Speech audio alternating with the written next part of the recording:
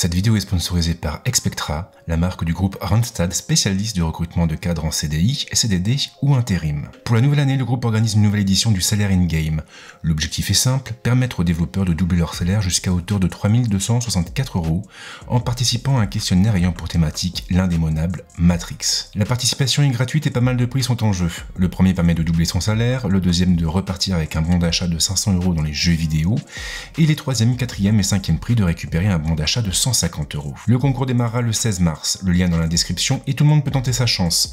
Les développeurs salariés, les développeurs en recherche de poste, les étudiants et même les autodidactes. A noter que si le gagnant n'a pas le salaire, alors il repartira avec une somme de 2708 €. Il est un petit peu le mal-aimé de la nouvelle collection de Samsung, mais il me tardait tout de même de l'avoir entre les mains. Aujourd'hui, on va parler du Galaxy S21.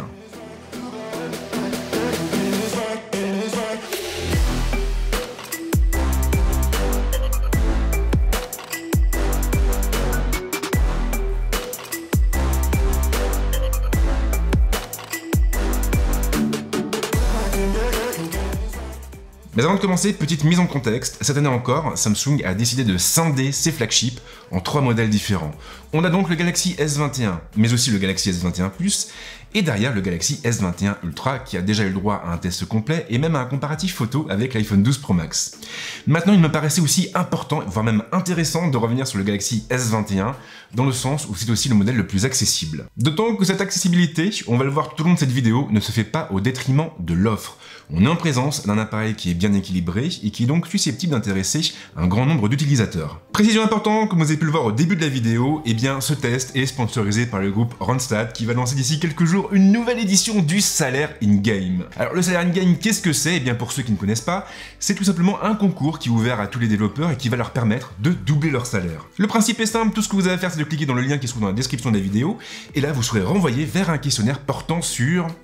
attention, Matrix. Je ne sais pas du tout pourquoi j'ai mis ce lunettes de soleil, mais en tout cas, c'est pas pratique, je ne vois absolument plus rien. Matrix donc, qu'on ne présente plus. Une fois arrivé sur la page, vous répondez aux questions, et si vous avez été le plus rapide à bien répondre, eh bien, vous repartez avec le premier prix, et donc avec un montant équivalent à 2 fois votre salaire. Bref, on est sur un concours très sympa, très cool, rigolo, qui n'engage absolument à rien, donc allez-y, foncez, faites-vous plaisir.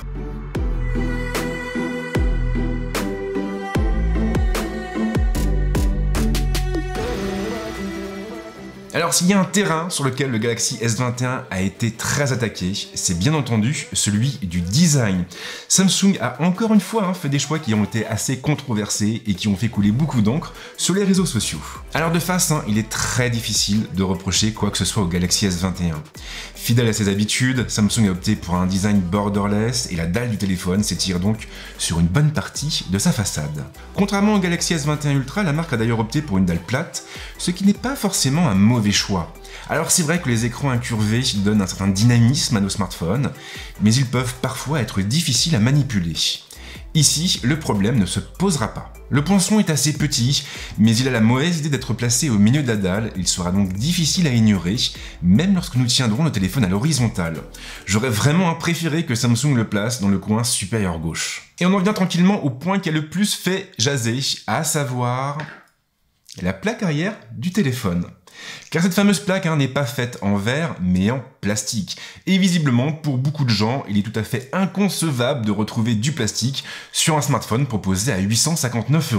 Maintenant, il faut quand même signaler que ce n'est pas la première fois que Samsung nous fait le coup. Le Galaxy Note 20 était lui aussi doté d'un dos en plastique. Et à l'époque, je vous avais d'ailleurs dit que ce n'était pas forcément gênant. On retrouve effectivement le côté satiné, le côté mat qui est très plaisant.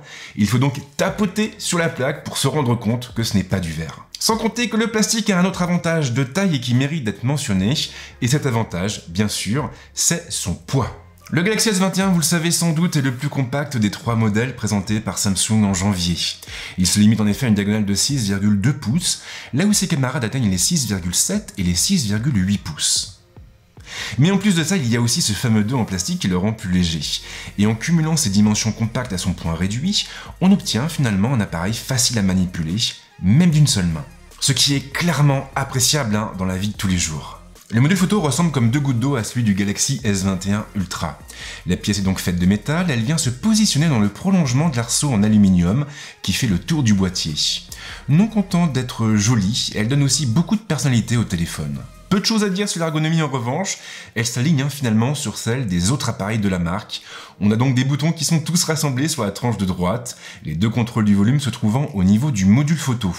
Et pour tout vous dire, j'aurais vraiment préféré qu'il soit placé un tout petit peu plus bas. La connectique se limite au strict minimum, et donc au connecteur USB type C placé sur la tranche inférieure.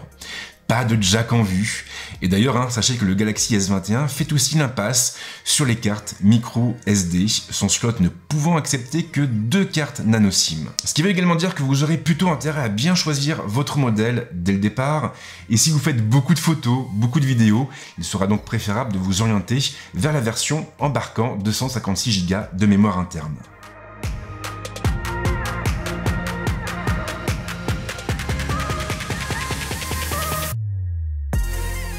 Alors tout ça c'est super, mais que vaut le Galaxy S21 sur un terrain plus technique? Alors là, clairement, il va assez loin.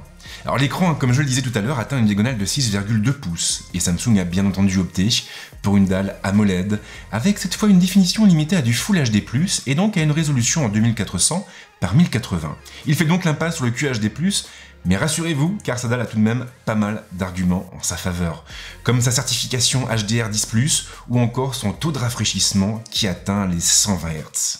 Et clairement, dans les faits et en pratique, il est très difficile de reprocher quoi que ce soit à cette dalle. De beaux contrastes, une luminosité suffisante pour rendre le téléphone utilisable en plein soleil, une colorimétrie riche, cet écran se prête extrêmement bien au jeu du multimédia et on prend beaucoup de plaisir à regarder des vidéos dessus. Des vidéos bien sûr, mais aussi des films ou des séries. Alors pas de grosse surprise au niveau du SoC, Samsung est parti sur un Exynos 2100 en Europe, un Exynos qui est secondé par 8 Go de RAM et par 128 ou 256 Go de stockage en UFS 3.1. Alors on pourra bien entendu regretter que Samsung ne monte pas à 10 ou 12 Go de RAM, mais dans les faits, le Galaxy S21 s'en tire quand même très bien.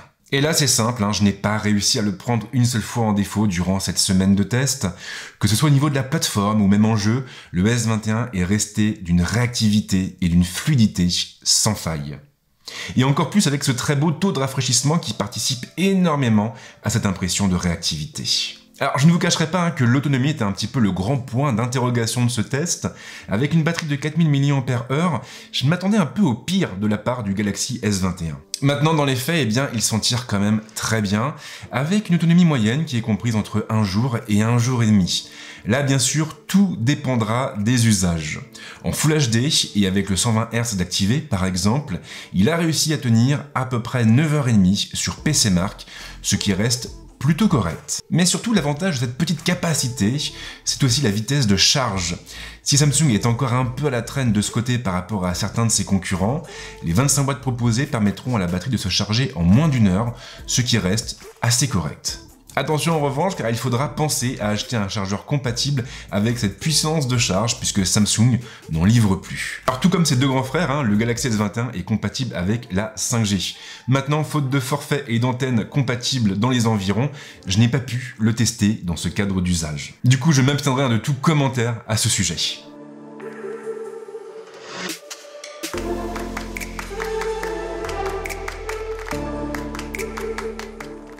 Alors vous le savez si vous avez vu mon test, mais le Galaxy S21 Ultra m'a vraiment conquis sur le terrain de la photo.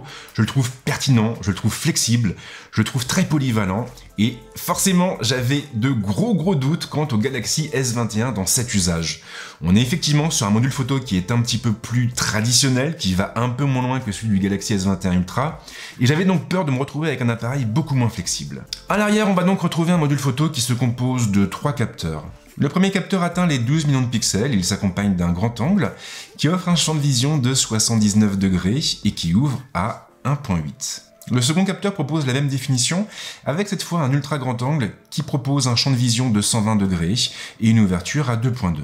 Le dernier capteur est un petit peu mieux défini. Il atteint les 64 millions de pixels avec un champ de vision de 76 degrés et une ouverture à 2.0.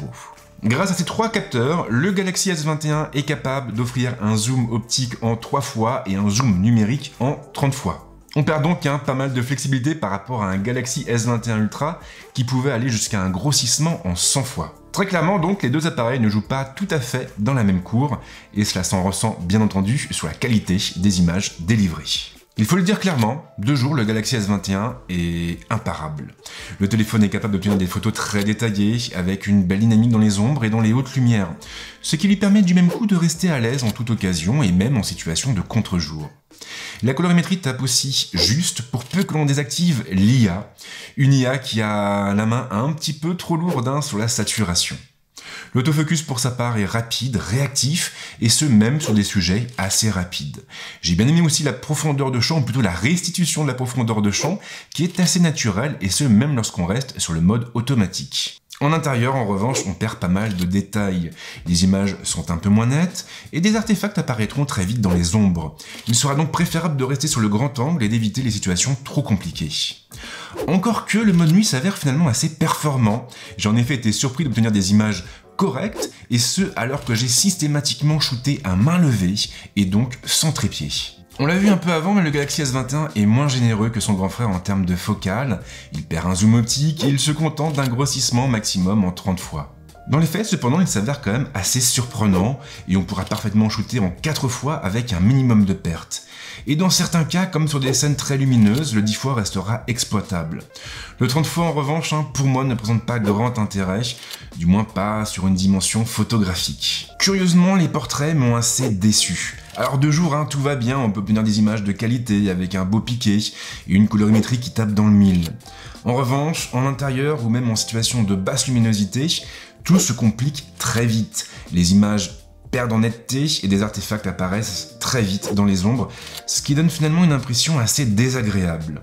Même chose pour la mise au point qui tombe parfois à côté. La caméra frontale est en revanche une bonne surprise.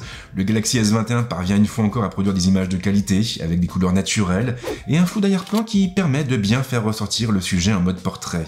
J'ai bien aimé aussi le fait de pouvoir cropper dans l'image et de passer ainsi d'un angle assez large à un angle un peu plus étroit. Alors côté vidéo, le Galaxy S21 nous limite à de la 4K à 60 images par seconde, ce qui suffira largement pour la plupart des usages.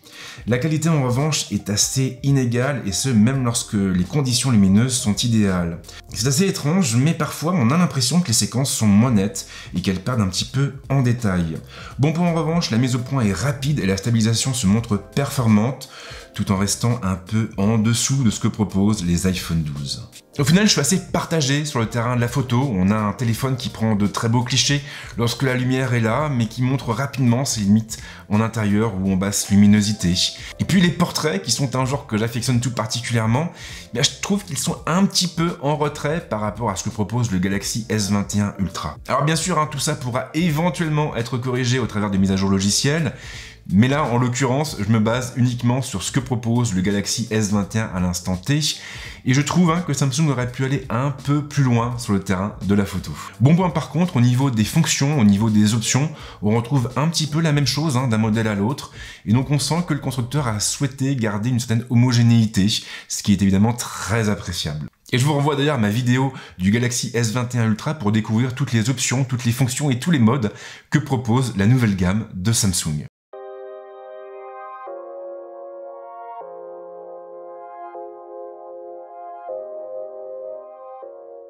Et on en vient à la conclusion de ce test, et si je devais résumer tout ce qu'on vient de voir par une phrase, je dirais finalement que le Galaxy S21 est très loin d'être le fiasco que beaucoup présentent comme tel.